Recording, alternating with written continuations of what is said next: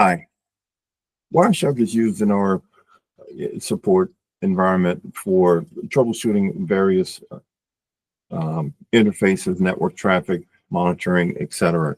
Um, for the Boomi integration and the Boomi runtime.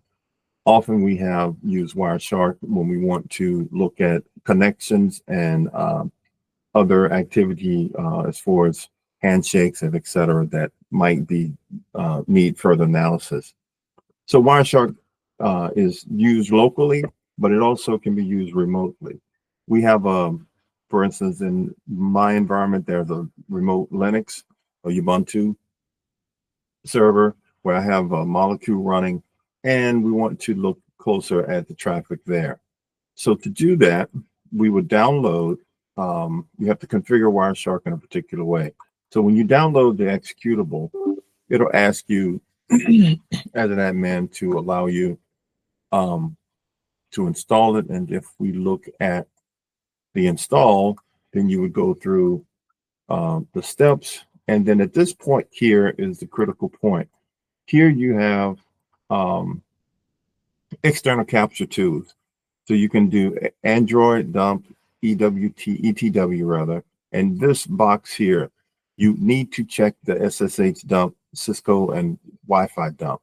This will allow you, once you continue the installation, to be able to use Wireshark in the following manner.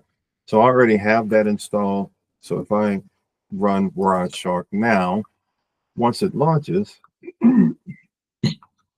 it will show me the network devices and capabilities of the capture filters I have.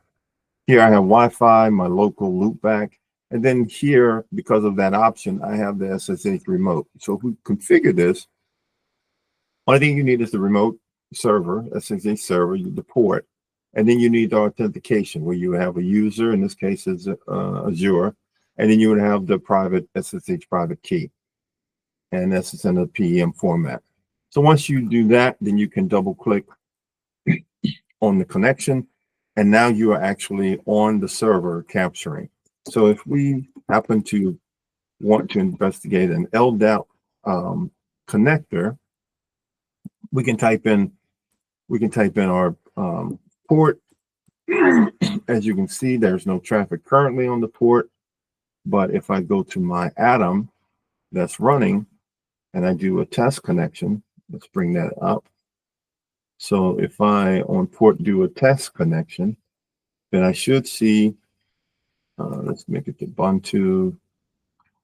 And then so now you should be able to see traffic coming over there. So here we can capture the traffic and look at any troubleshooting or further investigate problems or issues that we may have.